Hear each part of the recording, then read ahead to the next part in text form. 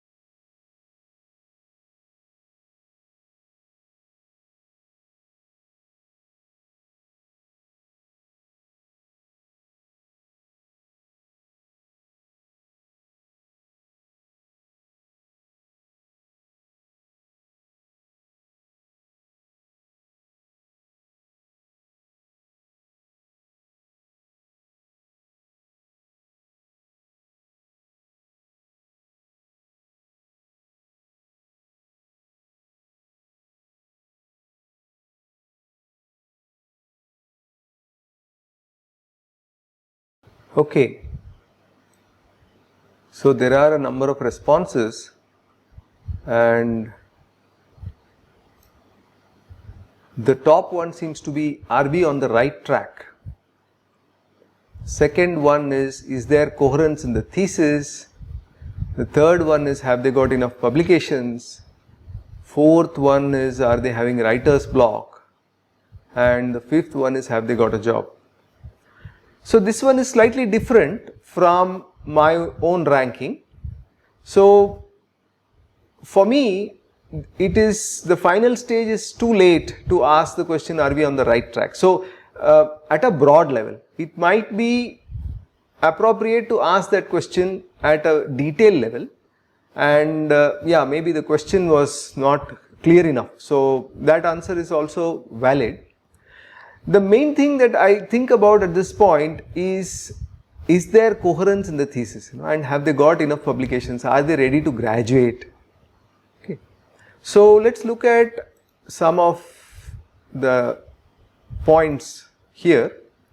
So of course we know that there is no single correct answer, and we did look at the responses. Now coming to what are my main concerns at the final stage. So final stage is year 5 or 6 or 4 or 5, whatever way you want to look at it. So my main concern here is that, is the thesis story coherent? Is the writing coherent? These are two different things. So the thesis story may be coherent, but the writing may be incoherent. So the point to keep in mind here is that now the student has to communicate with an examiner, and the student no longer has the luxury of explaining in words and gestures. So the writing also has to be coherent. Some students do use the liberty of having an additional website along with their thesis, but it is still important to ensure that the writing is coherent.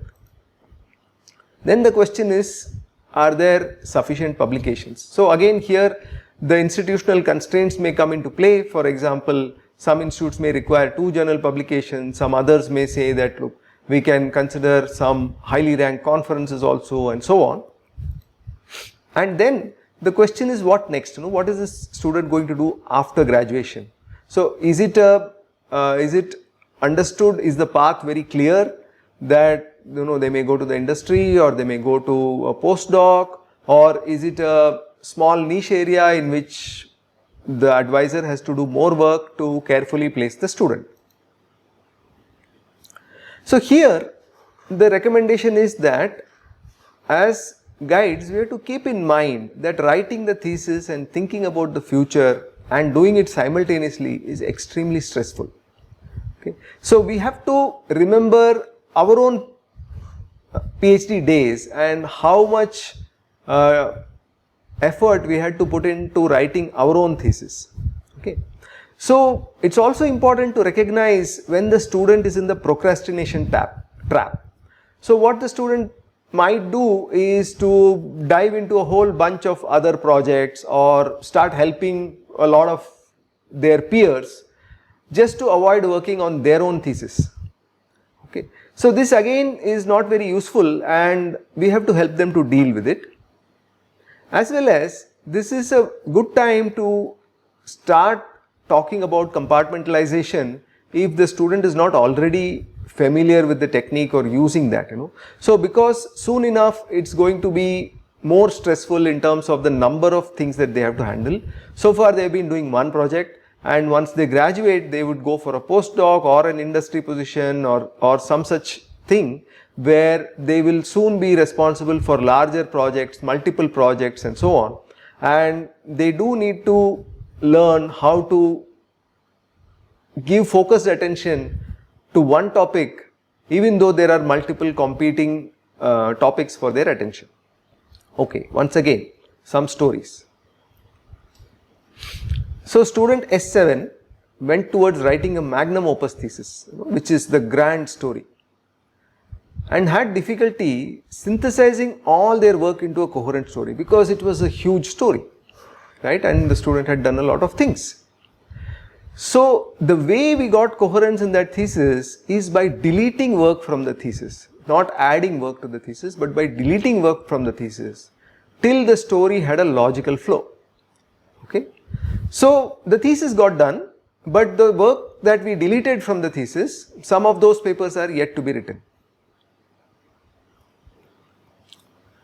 Student S8 got carried away with postdoc options, post-PhD options, okay, and they started working on new projects. So I had to keep reminding the student to finish your thesis first, else it will take forever. And this is a fairly strong point, because once the thesis goes into a delayed mode, often the delay is 6 months to a year. So in this case, the thesis got done with a little more time and with some compromises on the writing, because it got harder and harder for the student to find time for writing the thesis as opposed to the new projects that they were working on. Student S7 got disillusioned thinking about why bother with all this. So this also happens often, that students, when they start a research program or a PhD program, are very idealistic in terms of contributing to research. And then sometimes they look at how people play games in the research space and feel that this is not worth it. Or there have been cases where the students start thinking about larger questions as to what is the role of this in the entire in their life and so on. So in this case also, these are all very valid issues. It's important to have some philosophical discussions, but eventually the point that I attempt to bring to their notice is that first finish your thesis and the other stuff can wait. So it's a matter of postponing thinking about this question by 6 months, right? So this question has been around forever, especially philosophical questions or even spiritual ones. They have been around forever. So it is okay to postpone thinking about the question for 6 months or till your thesis is done. So in this case also the thesis got done with some delay. So the point to keep in mind here is that students' concerns and anxieties are real. They are not something that we should discount. So as a guide, what I have found it useful is to share my own strategy for maintaining perspective or managing anxiety or overcoming some difficulty, be it technical or about people, etc. So this is definitely the time you should start treating your students as colleagues and stop treating them as students. Okay, so this is the last activity for the day. So those of you who are getting tired of writing in the class responses, just hold on. So the last question is, how would you ensure that your student graduates? So they are finishing and you are aware of the concerns during the final stage of guiding a PhD. So what would be your approach during the student's 5th year? Okay. So anticipate various scenarios specific to your own research. What were your anxieties? What were your peers' difficulties and so on. So if you don't have a student who is at this stage, what you can do is think back to your own PhD. What did you do at this stage? And what did your peers do? What were the strategies that were employed by your guide or the guides of students, other students that you know, and try to come up with your own approach. If you are a PhD student and you have not yet reached this stage, you have the option to think about it from the perspective of what would you do if it were an MTech student that you are guiding. So you can take 5 minutes to do this activity.